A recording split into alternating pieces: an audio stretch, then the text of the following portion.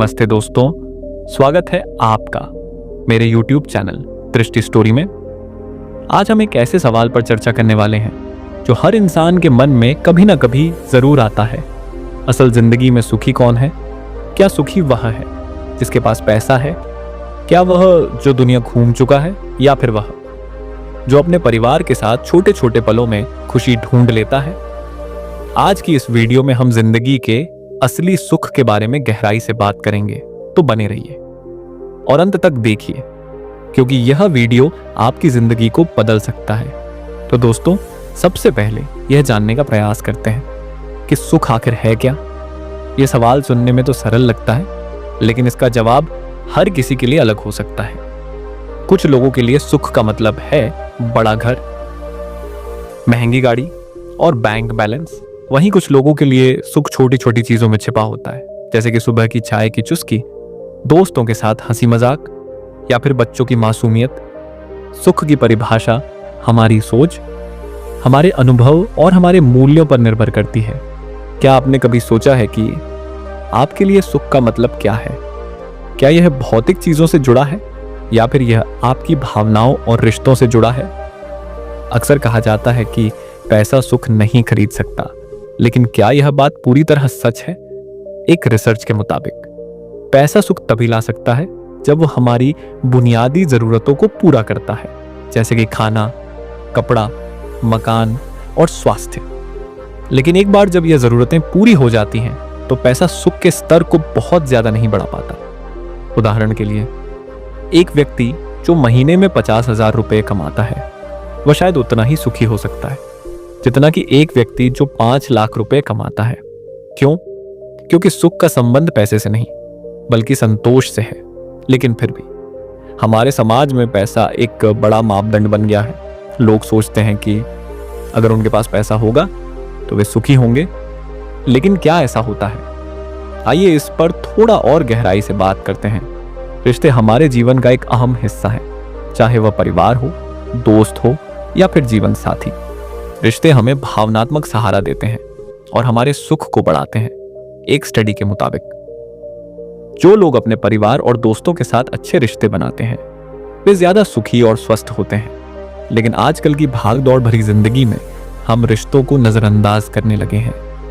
हम इतने व्यस्त हो गए हैं कि हमें अपने करीबियों के लिए समय ही नहीं मिलता। क्या आपने कभी सोचा है कि अगर आपके पास सब कुछ है, लेकिन आपके पास कोई ऐसा नहीं है जिसके साथ आप अपनी खुशियां बांट सकें, तो क्या आप सच में सुखी होंगे? स्वास्थ्य ही धन है, यह कहावत तो आपने सुनी ही होगी। लेकिन क्या आपने कभी गहराई से सोचा है कि स्वास्थ्य और सुख का क्या संबंध है? जब हम स्वस्थ होते हैं तो हम जिंदगी का आनंद ले पाते हैं। हम अपने सपनों को पूरा करने के लिए ऊर्जावान महसूस करते हैं। लेकिन जब हम बीमार होते हैं, तो चाहे हमारे पास कितना भी पैसा क्यों ना हो, हम सुखी नहीं हो पाते। इसलिए स्वास्थ्य को हल्के में न लें। नियमित व्यायाम, संतुलित आहार और अच्छी नींद आपके सुख को बढ़ाने में मदद कर सकते हैं। आध्यात्मिकता का सुख से गहरा संबंध है। जो लोग आध्यात्मिक रूप से जुड़े होते हैं, वे अक्सर ज्यादा शांत और संतुष्ट महसूस करते हैं। आध्यात्मिकता का मतलब सिर्फ धर्म या पूजा पाठ नहीं है। यह खुद को जानने, अपने अंदर झांकने और जीवन के उद्देश्य को समझने की प्रक्रिया है। जब हम अपने अंदर की शांति को पाते हैं, तो बाहरी चीजें हमें ज्यादा प्रभावित नहीं कर पाती। संतोष सुख की कुंजी है। जब हम संतोषी होते हैं, तो हमें जो मिलता है उसी में खुशी मिलती है। लेकिन आजकल के समय में लोग संतोष को भूल गए हैं। हमेशा कुछ ना कुछ चाहिए, और जब वह मिल जाता है तो फिर कुछ और चाहिए। संतोष का मतलब यह नहीं है कि हम अपने सपनों को छोड़ दें, बल्कि इसका मतलब है कि हम जो हैं और जो हमारे पास है उसकी कद्र करें। तो दोस्तों, असल जिंदगी में सुखी कौन है? सुखी वह है जो खुद को जानता है, जो अपने रिश्तों को महत्व देता है, जो अपने स्वास्थ्य का ख्याल रखता है और जो संतोषी है। सुख एक यात्रा है, मंजिल नहीं। इसे पाने के लिए हमें खुद को समझना होगा और जिंदगी के छोटे छोटे गांव के पास एक घना जंगल था। दोस्तों, जंगल के किनारे माध्यम से समझने का प्रयास करते हैं। वहां एक वृद्ध असल जिंदगी में सुखी कौन है? वर्षों से तपस्या कर रहे थे। उनका मानना था कि जीवन का सबसे बड़ा प्रश्न है असल जिंदगी में सुखी कौन? लोग दूर दूर से उनके पास आते, लेकिन कोई भी इस प्रश्न का सटीक उत्तर नहीं दे पाता था। एक दिन 3 अलग अलग पृष्ठभूमि के व्यक्ति महात्मा जी के पास पहुंचे। वे तीनों जीवन में असंतोष से घिरे हुए थे और सुख की खोज में भटक रहे थे। पहला व्यक्ति धर्मदास एक बहुत धनी व्यापारी था। उसके पास विशाल हवेली, नौकर चाकर, बड़ी दुकानें और अपार धन संपत्ति थी, लेकिन फिर भी उसके चेहरे पर चिंता की लकीरें थीं। उसने कहा, गुरुदेव, मेरे पास सब कुछ है, लेकिन फिर भी मैं चैन से नहीं रह पाता। हमेशा डर लगा रहता है कि कहीं मेरा धन लुट ना जाए, व्यापार में घाटा ना हो जाए। सुखी रहने के लिए और क्या करूं? दूसरा व्यक्ति शरणदास एक किसान था। उसने सिर झुकाकर कहा, महाराज, मैं मेहनत करता हूं, लेकिन कभी बारिश कम हो जाती है, कभी फसल बर्बाद हो जाती है। कर्ज के बोझ में दबा हूं, मेरे बच्चे भूखे सोते हैं। मैं चाहता हूं कि मेरे पास भी व्यापारी धर्मदास की तरह खूब धन हो, ताकि मैं सुखी रह सकूं। तीसरा व्यक्ति ज्ञानदास एक प्रसिद्ध विद्वान था। उसने कहा, महात्मा जी, मैंने वेद पुराण, दर्शन और सभी शास्त्र पढ़े हैं, मेरे पास ज्ञान है, लेकिन फिर भी कोई मुझे अपना नहीं मानता। लोग कहते हैं कि मैं अहंकारी हूं। क्या सच में सुख किसी के लिए संभव है? महात्मा आनंदगिरी ने तीनों की बातें ध्यान से सुनी और फिर मुस्कुराते हुए कहा, मैं तुम्हें 3 दिन तक 3 अलग अलग कार्य दूंगा। जो व्यक्ति यह कार्य पूरा करेगा, उसे ही असली सुख का रहस्य मिलेगा। पहले दिन महात्मा जी तीनों को एक बाग में ले गए। वहां बहुत मीठे मीठे आम लटके हुए थे। उन्होंने तीनों से कहा, जो सबसे ज्यादा आम इकट्ठा करेगा, उसे सबसे ज्यादा सुख मिलेगा। धर्मदास ने अपने नौकरों को बुलाया और बोरों में भर भर कर आम इकट्ठा करने लगा। शरणदास ने भी मेहनत की, लेकिन उसके पास साधन कम थे, इसलिए वह कुछ ही आम जमा कर पाया। ज्ञानदास ने ज्यादा प्रयास नहीं किया, बस कुछ ही आम उठाए। शाम को अचानक तेज बारिश आ गई और बाग के आम खराब होने लगे। धर्मदास ने घबरा कर सोचा, इतने सारे आम सड़ जाएंगे, अब मैं क्या करूं? शरणदास भी उदास हो गया, लेकिन ज्ञानदास ने शांत मन से केवल वही आम खाए जो उसने दिन में इकट्ठा किए थे। महात्मा जी मुस्कुराए और बोले, जो व्यक्ति जितना ज्यादा इकट्ठा करता है, उतनी ही चिंता भी बढ़ती है। सुख ज्यादा चीजों में नहीं, बल्कि संतोष में है। दूसरे दिन महात्मा जी तीनों को एक गहरे जंगल में ले गए और कहा, यहां रात बितानी होगी। जो सबसे ज्यादा निडर रहेगा, वही असली सुखी होगा। रात हुई। जंगल में भयंकर आवाजें आने लगी। धर्मदास अपने धन की सुरक्षा के लिए चिंतित था और रात भर जागता रहा। शरणदास को अपने परिवार की चिंता थी, वह भी बेचैन रहा। लेकिन ज्ञानदास ने सोचा, अगर मौत आनी ही है तो डरने से क्या होगा, और वह आराम से सो गया। सुबह हुई। महात्मा जी ने पूछा, रात किसने चैन से बिताई? ज्ञानदास बोला, मैंने, क्योंकि मैंने डर को स्वीकार कर लिया। महात्मा जी बोले, जो डर को छोड़ देता है वही सुखी रहता है। तीसरे दिन महात्मा जी ने तीनों को एक गंदे तालाब से पानी निकालकर पीने को कहा। धर्मदास और शरणदास ने नाक भौं सिकोड़ी और बोले, ये पानी गंदा है, हम इसे नहीं पी सकते। लेकिन ज्ञानदास ने थोड़ा विचार किया और कहा, अगर यही पानी मेरी प्यास बुझा सकता है तो इसे स्वीकार करने में हर्ज क्या। और उसने पानी पी लिया। महात्मा जी बोले, सुखी वही है जो जीवन की हर परिस्थिति को स्वीकार कर ले, चाहे वह जैसी भी हो। 3 दिन की परीक्षा के बाद धर्मदास भीतर की शांति में शरणदास और ज्ञानदास को समझ आ गया कि एहसास हुआ कि धन से खुशी नहीं खरीदी जा सकती। शरणदास ने जाना कि संतोष ही सबसे बड़ा धन है, और ज्ञानदास ने अहंकार त्याग कर सच्चे ज्ञान की अनुभूति की। तीनों ने महात्मा जी के चरणों में गिरकर कहा, अब हमें असली सुख का रहस्य समझ में आ गया। सुख किसी चीज में नहीं, बल्कि अपने मन की शांति और संतोष में है। और इस तरह तीनों ने अपने जीवन में परिवर्तन लाया और सच्चा सुख पा लिया। क्या आपको लगता है कि पैसा ही असली सुख है या कुछ और? नीचे कमेंट में बताइए। और हाँ, अगर आप ऐसे ही दिलचस्प वीडियो देखना चाहते हैं तो चैनल सब्सक्राइब जरूर करें। आप जैसे ही हजारों लोग इस चैनल को सब्सक्राइब कर चुके हैं और हर दिन कुछ नया सीख रहे हैं। आप भी इस सफर का हिस्सा बन सकते हैं, तो सब्सक्राइब जरूर करें।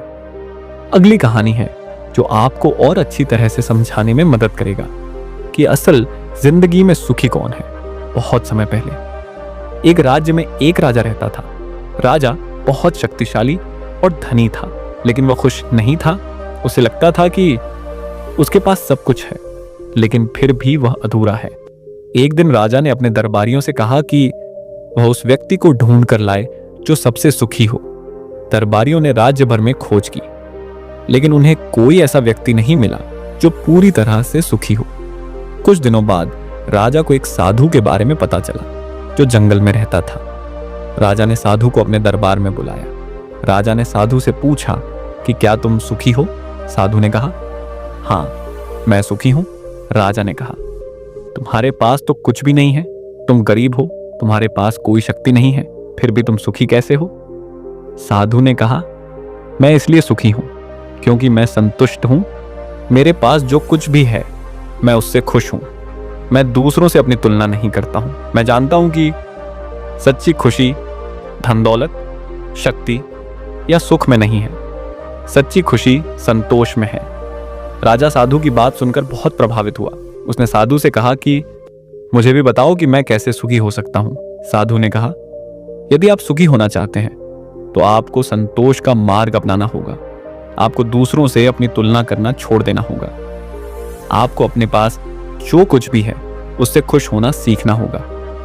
राजा ने साधु की बात मान ली। उसने दूसरों से अपनी तुलना करना छोड़ दिया। उसने अपने पास जो कुछ भी था उससे खुश होना सीख लिया। कुछ दिनों बाद राजा सचमुच में सुखी हो गया। इस कहानी से हमें यह सीख मिलती है कि सच्ची खुशी संतोष में है। यदि हम दूसरों से अपनी तुलना करना छोड़ दें और अपने पास जो कुछ भी है उससे खुश होना सीख लें, तो हम भी सुखी हो सकते हैं। ये कहानी हमें यह भी सिखाती है कि खुशी हमारे अंदर है, न कि बाहरी चीजों में। यदि हम अपने मन को शांत और संतुष्ट रखते हैं तो हम किसी भी परिस्थिति में खुश रह सकते हैं। राजा के सुखी होने के बाद राज्य में भी खुशहाली आ गई। राजा ने अपनी प्रजा को भी खुश रहने के लिए प्रेरित किया। उसने गरीबों की मदद की और सभी के साथ समान व्यवहार किया। एक दिन राजा ने अपने दरबारियों से कहा कि मैं चाहता हूं कि मेरे राज्य के सभी लोग सुखी हों। दरबारियों ने कहा, यह तो बहुत मुश्किल है। राजा ने कहा, कुछ भी मुश्किल नहीं है। यदि हम सब मिलकर प्रयास करें तो हम अपने राज्य को सबसे सुखी राज्य बना सकते हैं। राजा ने एक योजना बनाई। उसने राज्य के सभी लोगों को एक साथ बुलाया। राजा ने कहा, मैं चाहता हूं कि आप सब लोग अपने जीवन में खुश रहने के तरीके खोजें। लोगों ने राजा से कहा, हमें नहीं पता कि खुश कैसे रहा जाता है। राजा ने कहा, मैं तुम्हें कुछ तरीके बताता हूं। दूसरों की मदद करें। जब आप दूसरों की मदद करते हैं तो आपको खुशी मिलती है। अपने पास जो कुछ भी है उससे खुश रहें। दूसरों से अपनी तुलना न करें। अपने मन को शांत रखें। ध्यान और योग करें। प्रकृति से प्यार करें। प्रकृति में समय बिताएं। अपने परिवार और दोस्तों के साथ समय बिताएं। उनसे प्यार करें और उनकी देखभाल करें। लोगों ने राजा की बात मान ली। उन्होंने दूसरों की मदद करना शुरू कर दिया। वे अपने पास जो कुछ भी था उससे खुश रहने लगे। उन्होंने अपने मन को शांत रखना सीख लिया। उन्होंने प्रकृति से प्यार करना शुरू कर दिया। उन्होंने अपने परिवार और दोस्तों के साथ समय बिताना शुरू कर दिया। कुछ दिनों बाद राज्य के सभी लोग सुखी हो गए। इस कहानी से हमें यह सीख मिलती है कि यदि हम सब मिलकर प्रयास करें तो हम अपने समाज को भी सुखी बना सकते हैं। जब राज्य के सभी लोग सुखी हो गए तो राजा ने एक और फैसला किया। उसने कहा कि मैं चाहता हूं कि हमारे राज्य की आने वाली पीढ़ी भी सुखी रहे। राजा ने एक गुरुकुल खोला। गुरुकुल में बच्चों को न केवल शिक्षा दी जाती थी बल्कि उन्हें खुश रहने के तरीके भी सिखाए जाते थे। गुरुकुल में बच्चों को दूसरों की मदद करना, अपने पास जो कुछ भी है उससे खुश रहना, अपने मन को शांत रखना, प्रकृति से प्यार करना और अपने परिवार और दोस्तों के साथ समय बिताना सिखाया जाता था।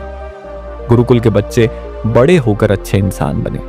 वे सुखी और समृद्ध जीवन जीने लगे। इस कहानी से हमें यह सीख मिलती है कि यदि हम अपनी आने वाली पीढ़ी को खुश रहने के तरीके सिखाएं तो वे भी सुखी जीवन जी सकते हैं। यह कहानी हमें यह भी सिखाती है कि खुशी एक यात्रा है, एक मंजिल नहीं। हमें हमेशा खुश रहने के तरीके खोजते रहना चाहिए। राजा बहुत खुश था। उसने अपने राज्य को सबसे सुखी राज्य बना दिया था। एक दिन राजा बीमार पड़ गया। वह बहुत गंभीर रूप से बीमार था और कोई भी डॉक्टर उसे ठीक नहीं कर पा रहा था। राजा बहुत दुखी था। उसे लग रहा था कि वह मरने वाला है। उसने अपने दरबारियों को बुलाया और कहा कि मुझे माफ कर दो। मैंने तुम्हें हमेशा परेशान किया। मैंने हमेशा तुम्हें अपने सुख के लिए इस्तेमाल किया। दरबारियों ने राजा से कहा कि आप हमेशा हमारे लिए अच्छे रहे हैं। आपने हमेशा हमारी मदद की है।